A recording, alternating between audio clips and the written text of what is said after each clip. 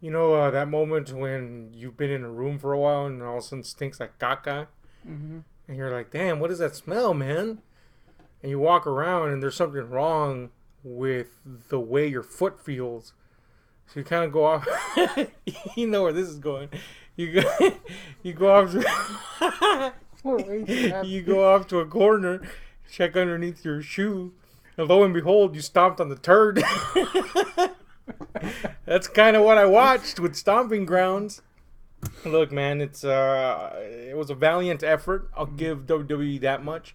You can tell that they're trying to change up things, and that's a good thing. However, this was not a great event. I can't say it was bad Mm, because they've done way fucking worse. true. Awful, ball torturingly worse. We survived through the Saudi event, or you did. Yes, Actually, I didn't that see that that shit. event, the Saudi event, was 10,000 times worse than this. But and I'm not saying it's that.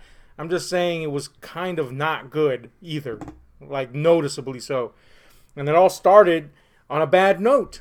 That should have been a decent note because they've been building this up pretty well. And that was Becky versus Lacey for the championship.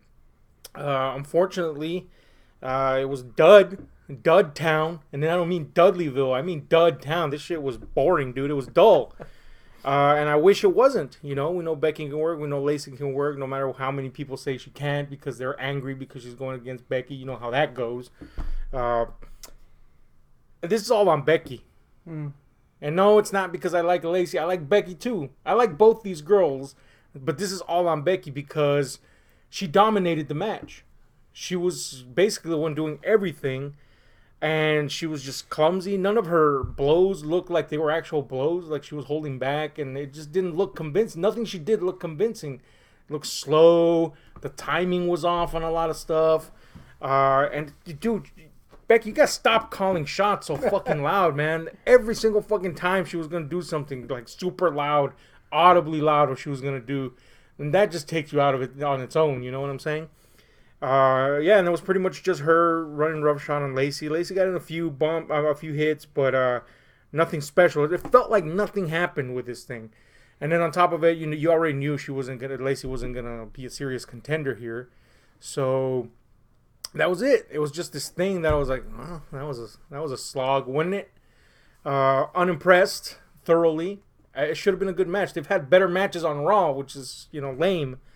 Anyway, I will give them credit at this point for something. The backstage sequences, very few, and when they were there, super quick and to the point, the way they should be.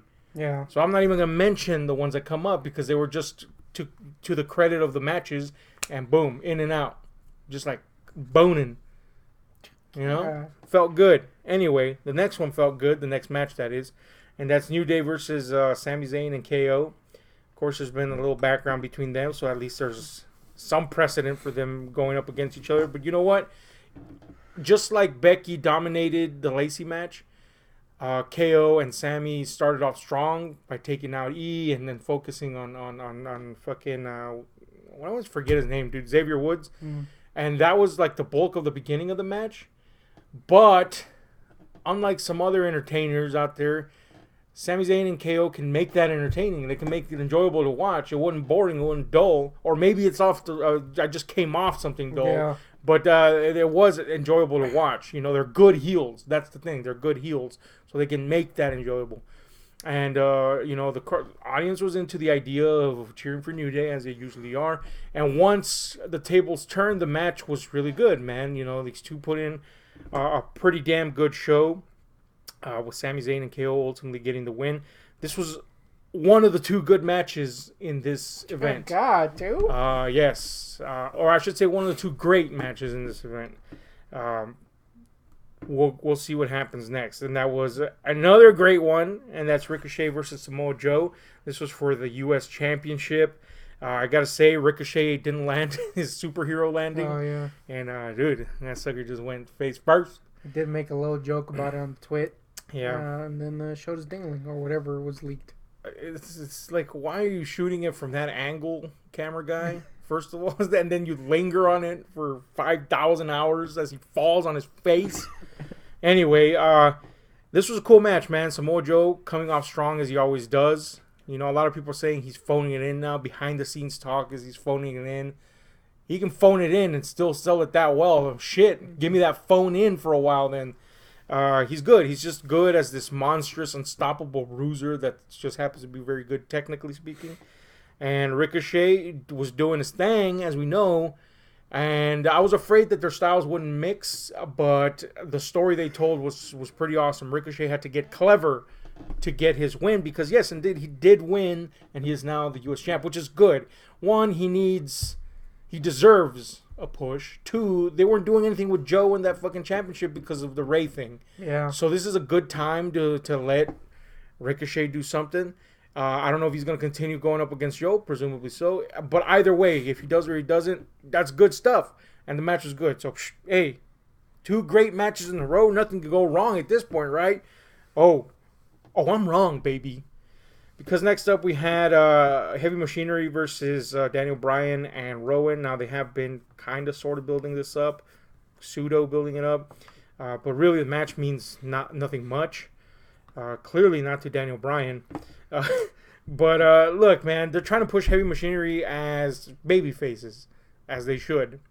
I do think they're kind of pushing it a little too hard by focusing on the goofy nature of them. They're not letting them just be as they are sometimes.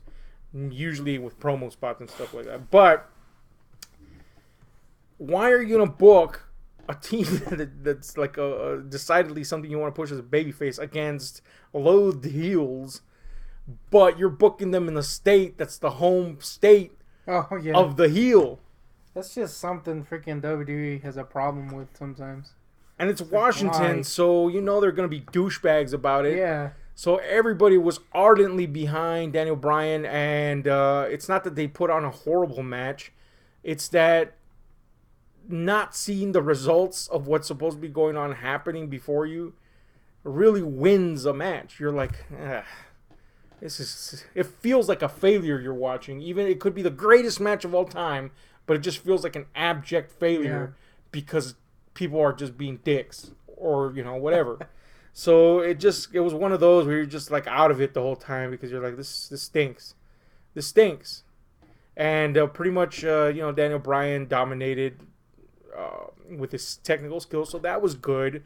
Heavy Machinery got in some stuff, but rightfully so, Daniel Bryan and Rowan won. I mean, there wasn't time for them to lose. It just feels like, who cares at the end of this shit? Yeah, like, this could have been a Raw match. Gives a shit, not enough build up, not enough story as to why this is happening. And then the response. The fuck? Anyway, next up, we had another dud. Woo! Alexa versus Bayley. You know, usually the girls are the ones that impressed me recently. Your Wiener too? This time, and the Wiener too. This time it was just, dude, stop. Wiener points? No Wiener points. Damn. I mean, they looked hot, but it's not enough to save the fucking match. You know what I'm saying? Alexa versus Bayley with Nikki in her corner. It just felt like nothing happened. Bayley, I guess, looking sort of strong, which is good. We don't want her to be the wiener she's been for ages now. So they're continuing that. And Alexa, at one point pushes Nikki into Bayley's way, so it continues that story. But it just feels like that, like a bridge between point A and Z. Like, filler. Yeah, filler. It wasn't nothing spectacular in the match. No memorable spots. I'm trying to think of one and none. At the end, once all is said and done, Bayley wins. Once all is said and done, Nikki goes in to attend to Alexa, which is hurt. And Bayley just shoves her. And they're trying to push this idea that Bayley, that Alexa's lying about Bayley. But Bayley just shoves Nikki. Nikki wasn't even getting in her way or nothing. She was just like going to Alexa and she shoves her and then walks away. And I was like, what the fuck was that? It wasn't even like, this is cool or what. No, there was just like, what? Why did that happen? I thought she was not. I don't understand what the fuck happened. But the match sucked. That's the get. Again, it wasn't like botch fest or like dropping the ball like Becky did. And by the way, this Becky versus Lacey match, some people are like, yeah, that was good. I'm like, fuck that shit. But anyway, whatever. This one was like, I could just not seen this, and I would have known what happened. Whatever, man. Next up, we had this backstage segment I am going to mention. It's Ricochet taking his pictures, I guess, his post-championship pictures backstage. And he's approached by the Good Brothers, and then not long after that by AJ congratulating him, in that kind of... Was he nude? Coy way. He was not nude. Damn it. And basically insinuating that there's going to be some sort of competition there for that belt between them. So that's cool, man. AJ and a Ricochet program could be very cool, potentially. Although could disappoint like all the other dream matches AJ's had. Yeah, WWE AJ dream matches, usually not a good thing. Yep. Anyway. Although we're the freaking minority in thinking that for some reason. Not sold on them yet. But anyway, the match is definitely on AJ though. But anyway. Next up was Roman versus Drew. This should have, for all accounts and purposes, sucked my wiener dry. But I'm going to have to give it a decent. One, because you could tell that Roman and Drew were actually trying to put on an entertaining match. And you know what? It won me over. Roman getting them boos again. No amount of cancer is going to stop them boos. Oh, man. But he's where he should be right now. Yeah. He's in the middle card. That's where he should be. And putting him up against Drew and Shane has kind of made him cool by default of Shane and Drew being detestable heels. Well, Drew, detestable heel. Shane, just a fucking annoying turd. Anyway, so this actually built up to this little face-off. And again, I wasn't invested in any of this at first, but they actually put themselves out there and then made it with Shane, interfering a lot. And ultimately, that played a big part in the match. But Roman did get the win, and that kind of felt like... It's not that he shouldn't have won. It's just it was kind of like that strong Roman win that we're so used to. So, short of that, it would have been like a fair match. It's decent. It was entertaining to watch, which I didn't expect. Next up was a total snooze fest.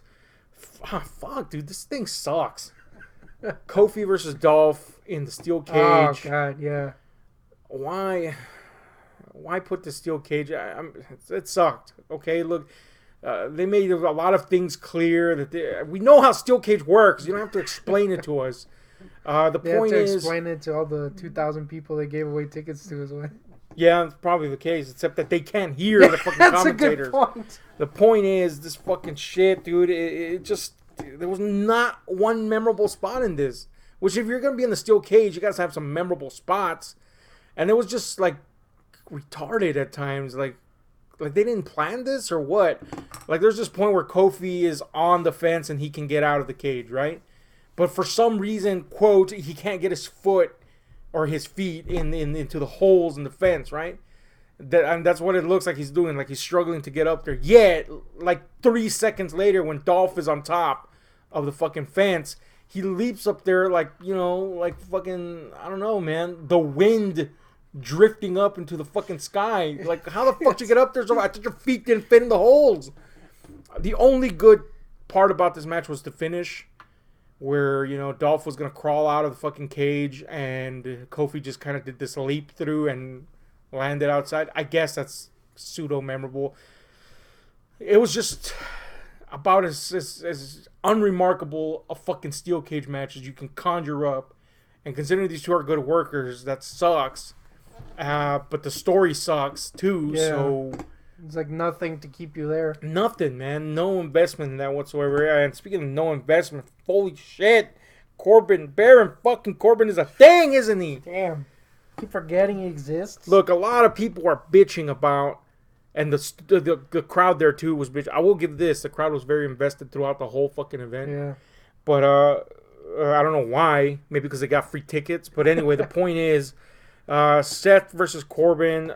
The whole big thing was that Corbin was trying to choose a ref, and Seth was taking them all out.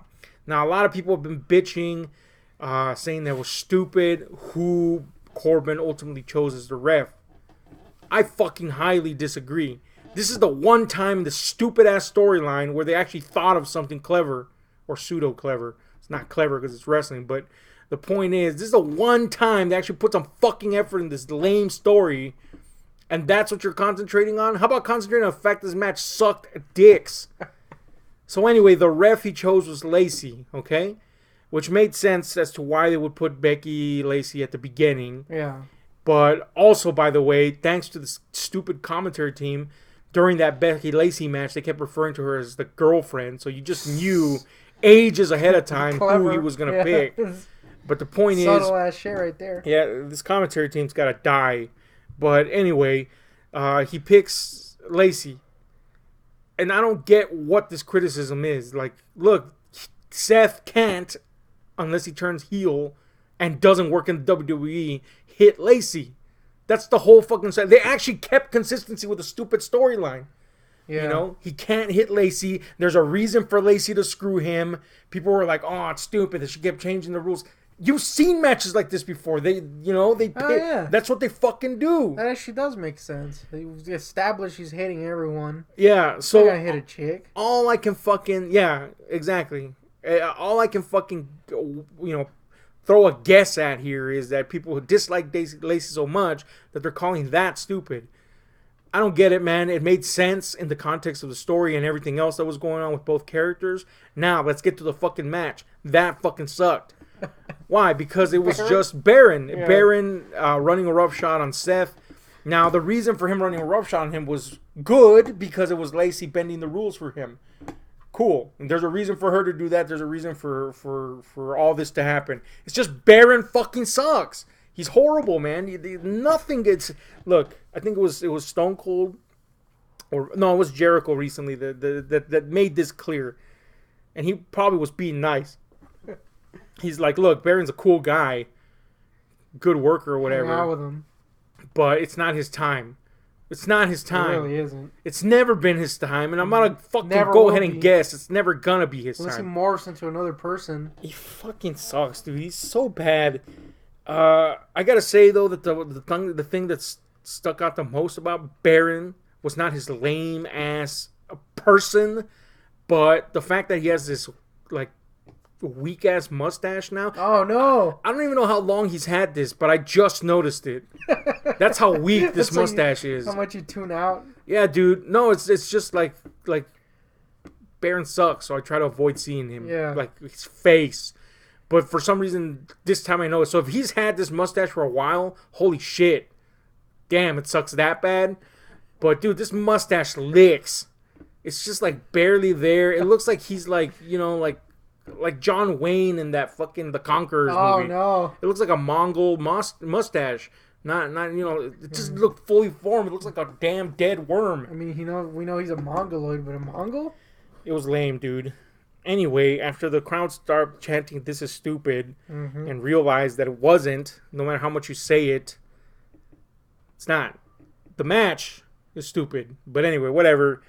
It all ended up with the obvious, which was, after so much interference and rule changing from Lacey, Becky comes out and basically takes her out, and they replace the ref with another ref. And, Seth gets the fair results, which is him maintaining the belt, which totally negates this fucking storyline existing.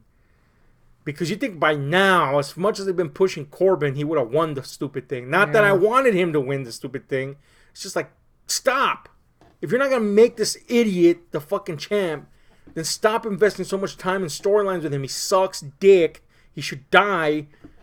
Just stop, man. Yeah. So anyway, she comes in, basically saves the day, and they share the super awkward co-celebration. Oh, no. Look, we all know they're going out, and they made sure and plastered that all over the place during the thing. It's just that this is the problem here. Well, wouldn't that count as a run-in? There was no DQs. There was no DQs. Okay, I guess because Lacey kept changing the rules. See, that's why it made sense. Yeah. Anyway, Lacey kept changing the rules, and one of the last rules she changed was the DQ. No DQs now. So anyway, then she did a low blow to fucking to Seth, and that's when Becky come out. Oh. So anyway, fucking this is the thing. Once they do this co-celebration, it should be like this cool. Our two biggest heroes are celebrating today. I like both these people as performers. Yeah. But all I could think of was, man, this is fucking awkward. One, we know they're going out in real life and in kayfabe. Okay, cool. Two, Seth was like, hell yeah, this is my girl. on his face and everything. But Becky still, you know how, I mean, if you've seen interviews with Becky, like shooting interviews and stuff, you know how far she goes to keep kayfabe somewhat alive, which is weird, by the way, in this day and age. But she goes out of her way to remain in character. Yeah.